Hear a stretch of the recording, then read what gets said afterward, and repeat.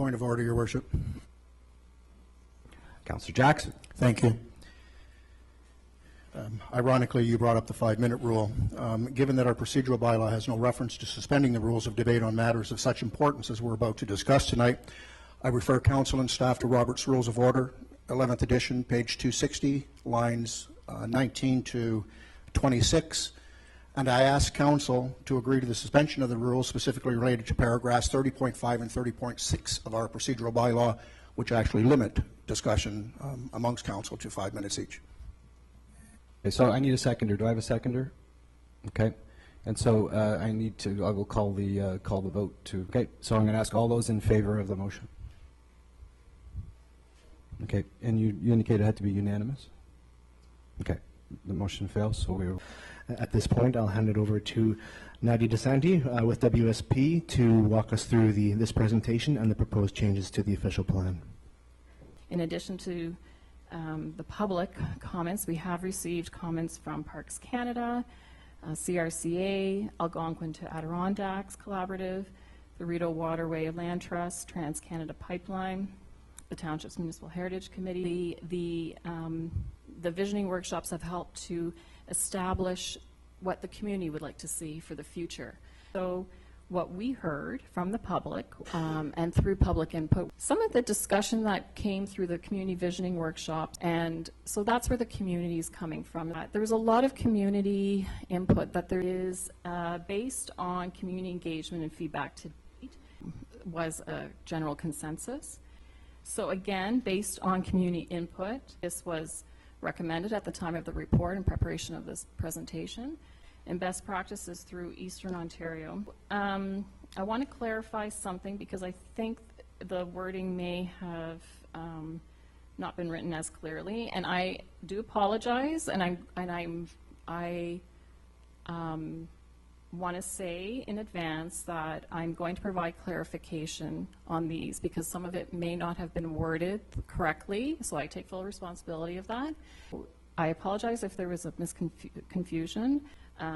We are likely not going to have that, and it's recommended that Ivy Lee not be considered as a settlement area, but that doesn't mean that it cannot have development. It can still have development occurring, and it does not remove any opportunity for future development in Ivy Lee. So I just want to clarify that. The maximum building height of 2 stories for waterfront development has been raised, and so we are going to review this as we move forward. So recommendation 14. The 10 to 15 meters setback, it should not have said from the water's edge. It should have been from the high water mark. So that should be clarified. So again, the intention is not to restrict development on the waterfront or the enjoyment of people's property. So I apologize if these 2 recommendations have raised concerns. I'm going to clarify what the intention is behind these. We're going to look at this, but the intention was not to have a no development. Okay, so the wording may have thrown that off, so again, I apologize. The other thing is that it's trying to, we're not saying that there's no development. What we're trying to establish is finding some form of a buffer or some kind of a, yes, there's a 30-meter setback, but there's, the comments from the community are naturalized shorelines, the health and protection of the natural environment. So recommendation 17, again, we received many comments, and so expropriation should not have been there, so that will be changed. Again, I apologize for any misunderstanding. Recommendation 32. So in reading this again, I can see that the intention was not correctly captured, and I apologize for that. Then again, I apologize if there was confusion. Councillor Jackson. Thank you. Before I begin, I'd be remiss if I didn't acknowledge that where we failed in our communication process with this plan, Sarah and Ken Kehoe did a fantastic job. Residents are finally talking. I personally want to thank them for the contribution they made to getting the word out about this document and allowing us to see a broader dialogue than it has been shared with us internally to date. Before I address the concerns with this draft OP, I'm going to begin by making it clear that I will be asking Council to either pass a motion quashing this report completely and directing staff to go back to the drawing board, or in the absence of no support to that motion, to at least delay the passing of the OP until the end of September so as to allow a more fulsome public consultation process that includes all of the affected stakeholders and not what optics and the more than 40 frustrated residents who have emailed us in the last 72 hours would suggest was a segment of our municipality to this point in time. Now to the issues. The Ontario Government's Ministry of Municipal Affairs website begins by describing in part an official plan as being a document that, and I quote, describes your upper tier, lower or single tier municipalities councils policies on how land in your community should be used, unquote. The emphasis on this phrase is the term should be used as opposed to must be used, which is what this draft document we have before us seems to ignore. It then goes on to point out that an official plan is a document that, quote, shows a council's commitment to the future growth of your community, unquote. Again, this document offers nothing of the sort when considering the future growth of our community, and in fact I would suggest that with the more than 600 identified lots that the OP suggests not be built on in favor of a push to settlement area development, as well as the myriad of restrictions to any waterfront property and related residential or business development, may well be pushing people and businesses away from our municipality.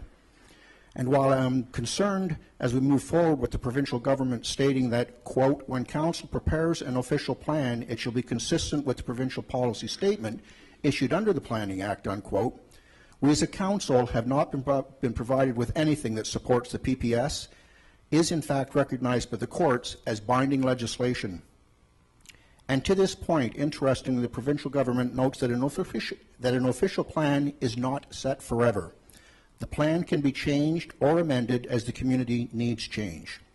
Which begs the question, how did we get to this point? Instead of reviewing our current OP in relation to changes in the PPS or our United Counties OP, we somehow decided to basically create a whole new OP that may or may not include legislative changes from upper tier levels of government, but it also includes more than 30 recommendations that for the life of me I can't cross-reference to any upper tier direction, leaving me to accept that special interest groups were allowed to move their agenda at the expense or inclusion of those directly affected by the proposed recommendations.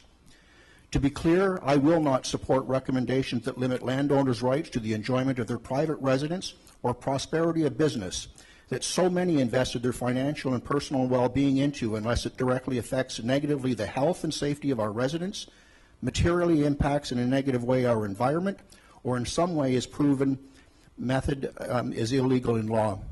I make reference here to the comment shared with me over the weekend from an 85-year-old lady living on the Lyndhurst Creek. She said, and I quote, we built and paid for every cent of this place on our honeymoon 48 years ago, and I don't feel anyone has the right to come and take any part of it away from me, as I am now alone with no one to help fight except you, unquote.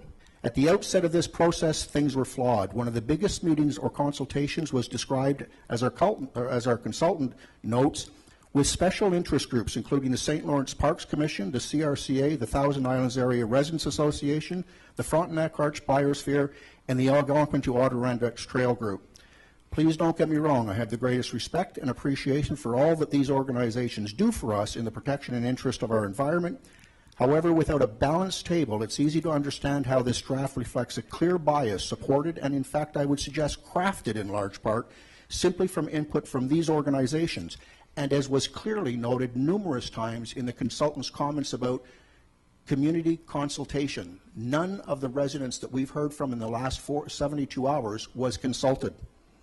I see no reference in any of the information provided to us that would suggest that we have consulted with local business owners such as quarry operators, excavating companies, cattle farmers, sheep farmers, crop farmers, real estate businesses, waterfront property owners, island residents, or marine and marina businesses. And as such, we have left out the real stakeholders, the businesses and residents that pay very large property taxes that keep us and this municipality functioning.